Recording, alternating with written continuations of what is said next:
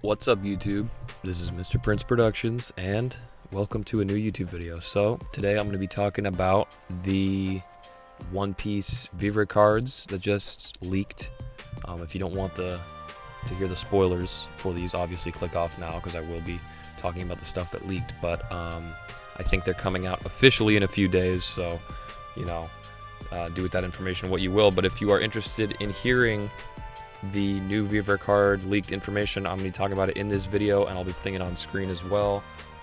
Subscribe to the channel if you're interested in more daily One Piece content like this, and let's get right into it. So, the big thing of note with Kaido is he is 59 years old, and he was born on the Grand Line. So, not a whole lot of information there, like that totally reshapes how we view Kaido. He's almost 10 years younger than Big Mom, so that's something to think about. It seems like Oda considers Kaido as more part of Shanks' generation than Big Mom's generation, because we also see this mention of the Marineford conflict, where basically King and Kaido were both present when they were heading to Marineford, and Shanks and the Red-Haired Pirates stopped them. So, it was kind of implied initially that it was just Kaido just went by himself. He went to basically just upset that conflict on his own. But Shanks stopped him, maybe on his own. But now we're learning for sure it was the entirety of the Red-Haired Pirates. And not only was Shanks not alone, but Kaido wasn't alone either. At least King was there, and probably more members of Kaido's crew, if I were to speculate. We can't know for sure, but we know for sure King and Kaido were there. We also learned King's bounty, which is 1.39 billion berries. He's 70 million higher than Queen, and I think 10 or 15 million higher than Marco. So he is the highest first commander bounty that we know of so far in the series. Not by much, but by a little bit. And, I'm assuming Ben Beckman and Shiryu will surpass this, but it's nice to have a new reigning champ. First it was Jack, then it was Katakuri, and then just a few weeks ago we learned that Marco had a higher bounty than either of them, and now we're learning King has a higher bounty than Marco. So, it does raise a question, why does Oda not just reveal these things in the story? King and Marco were both fighting in the recent chapters. What is it that compels Oda to want to reveal this information in the SBS rather than just during the fight? He already pop tags King and Marco with Marco the Phoenix, former first commander of the Whitebeard Pirates, or King the Wildfire, first commander of the Animal Kingdom Pirates. It's why, when those pop tags come up, can you not just put their bounty below them? Because he does that for other characters, so it's weird that he won't do it for the Beast Pirates. It's odd that Jack, Queen, and Kaido were the only bounties that we were able to learn in story, and then King and the rest of the Toby Roppo, they all kind of just got revealed in the SBS here. So I'm not sure why Oda chooses to do it in that way. Maybe it's literally just he's just so busy with so many things, he literally just forgets to reveal certain characters' bounties. It could be, but with Oda being as meticulous as he is with all his plot points, I feel like that's not the case. So I feel like there's other reasoning for this, but that's a discussion for another video. We're gonna keep going and talking more about the actual information that we got. So, Kaido and King, information that is interesting, but nothing too earth-shattering, nothing that I didn't expect, especially with the bounty. The bounty is not much higher than Queen's. But what is interesting is that King is only 47, while Queen is 56. So Queen is the exact same age as Judge. Makes you wonder, is Vegapunk older than both of them, or is Vegapunk the same age as them? And then Kaido is only a few years older than Queen, but he's 12 years older than King. So we also see that King was just so amazed by Kaido's strength, he just decided to join him. So it's not the same as a Luffy-Zoro relationship. I was kind of speculating that for a long time, that when we see Kaido's flashback, we might see a Luffy-Zoro relationship between Kaido and King. But no, Zoro, when he joined Luffy's crew, it was very different. It wasn't just Zoro was just in awe of Luffy, and he's please let me join you. That seems like that's what happened with King and Kaido. So it's a different dynamic for sure. But we know that Kaido still cares about the calamities. He stopped, Inu and Neko from beating up Jack. So he also cares about King and Queen, obviously. So I want to know more about how Kaido met King and Queen. Obviously, it's very interesting how Kaido met King, because we know he's the last of the race and he lived in the Red Line now. So there's just a lot of stuff that relates to the lore there. But then with Queen also, it's like, how did he get from this ancient research group with Mads and Vegapunk and Caesar? How did he get from that to Kaido's crew? And was the Queen not part of that? Not part of the Beast Pirates pre-time skip? Because we only know that now Kaido and King went to fight against the Red Hair Pirates on the way to Marineford, right? So why was Queen not there? Was Queen just not part of the crew yet? Or did he just stay back in Wano and guard the prison? Or like what was the reasoning there? So I hope we see that in Kaido's flashback, at least a glimpse of it. But I feel like we probably won't, since Oda's telling us this here. Like, maybe, I think the reason why we're getting a lot of this stuff right now in this Vivre card is because Kaido's flashback is coming soon, and Oda's, you know, kind of finishing up the drafts for that. So he's like planning out how he's going to draw the flashback and what information he's going to include, and this is just some of the stuff he didn't have time to include. So Tobiropo bounties, King's bounty, maybe King's reason for joining, and where the Tobiropo were born and some of that stuff. So I'll get into that now. The Tobiropo information, their bounties, nicknames, birthplaces, and hockey, their what kind of types of hockey they can use. So we have Who's Who at 546 million, Sasaki at 472 million, Black Maria 480 million, Page 1 290 million, and Ulti 400 million. So Page 1 by far the least with less than 300, and then Who's Who by far the most with more than 500. So a pretty big range there. It ranges over 350 million difference, 250 million difference, sorry, with Page 1 being 290 and Who's Who being 546.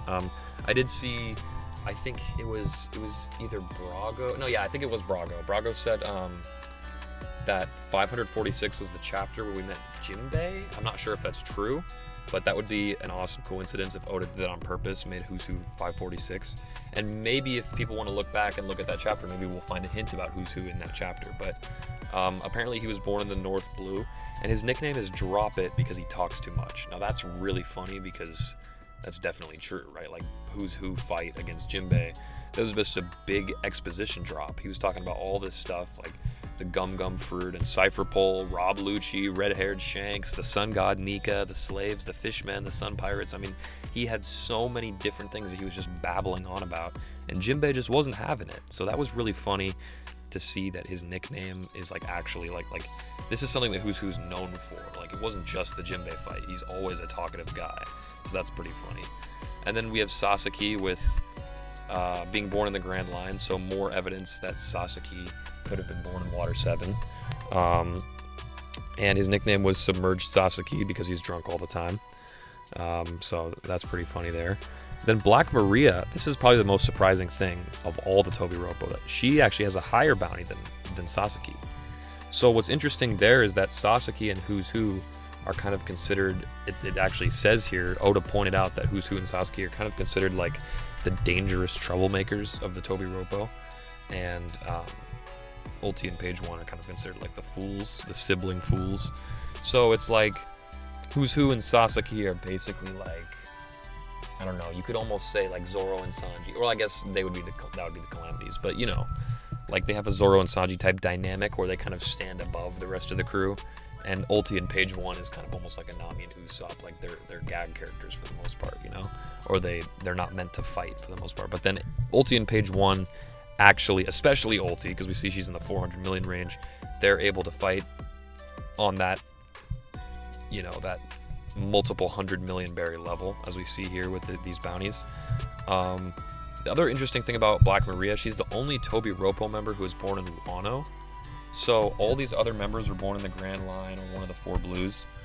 But Black Maria, born in Wano. So has she been in Wano all her life? How did she get such a high bounty living in an isolated country? You know, there's a lot of questions here.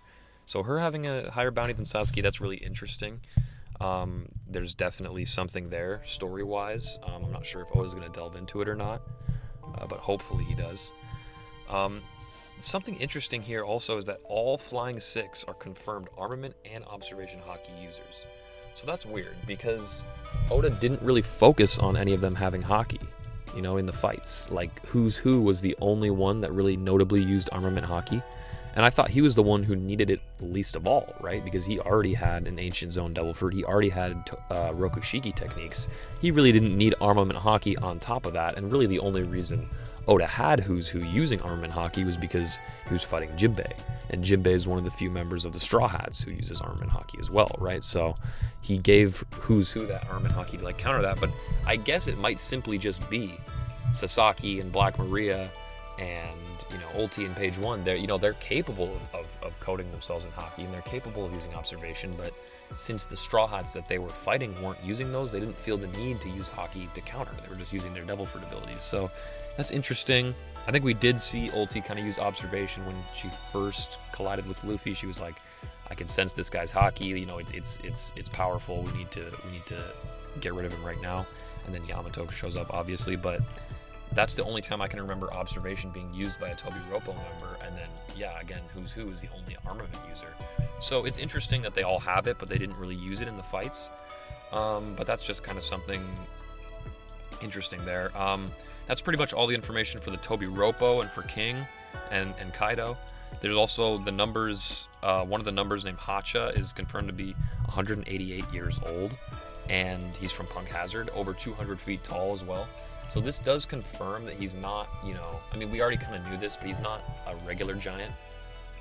He's either an ancient giant or an artificially experimented version of the ancient giants, but it is confirmed that he's from Punk Hazard. So it's interesting that he's 188 years old, and it's like the giants, I don't remember exactly what the giant lifespan is. It's like 200 or 300 years, but I think the ancient giant's lifespan is supposed to be longer, so that's something we should watch out for. The numbers have been mostly boring, disappointing characters, but if we get some lore out of them, some Punk Hazard lore or some Vegapunk lore, I'd be very happy about that. We also saw that the reason Killer was able to damage Kaido is because his Punishers create shockwaves at the speed of sound. So that's pretty interesting. Maybe this is also why Killer knew how to counter Apu, because he also uses sound-based attacks, but Killer is able to create basically sound shockwaves with his Punishers and with those devices on his wrists, and that's why Kaido was able to take down. I always wondered, like, that panel where Killer's fighting Kaido up on a rooftop and it looks like the blades are going through Kaido. It's like, why is he able to penetrate the scales without the Rio? But it's not actually penetrating, it's just the shockwaves are going so fast that it's internally damaging him. So that's pretty cool. And then we also see that Sengoku did not just take care of Corazon, but he also did so for Drake. So that's actually interesting. I know Randy Troy has a big theory that Law is a member of Sword and that he was indoctrinated by Corazon, who's also a member. And I think he said something similar to that, where it would be like maybe someone took Drake under their wing, like Corazon did to Law. Like maybe it would be Suru or Garp or something, but it ended up being Sengoku. The same person did it for Corazon, so that's interesting. Again, something that really should be part of the canon, but that does provide more evidence to the theory that Corazon was a part of Sword, which in part adds more evidence to the theory that Law is part of Sword. So this is actually a pretty big detail being revealed here. And then finally, the last thing I see here is Onimaru's card confirms that after Odin's death, his master went to kill Kaido, but died trying, so Onimaru was left alone. Now, I'm not sure if I got this right, but if I'm not mistaken, Onimaru's master was Shimotsuki Ushibura, I think? Or I forget how to say his name, but it was the guy who was being mentioned in the most recent chapter for being an uncanny resemblance to Zoro. So if this guy was killed by Kaido, could there be a possibility that Zoro is gonna, maybe more fuel to the fire for ZKK?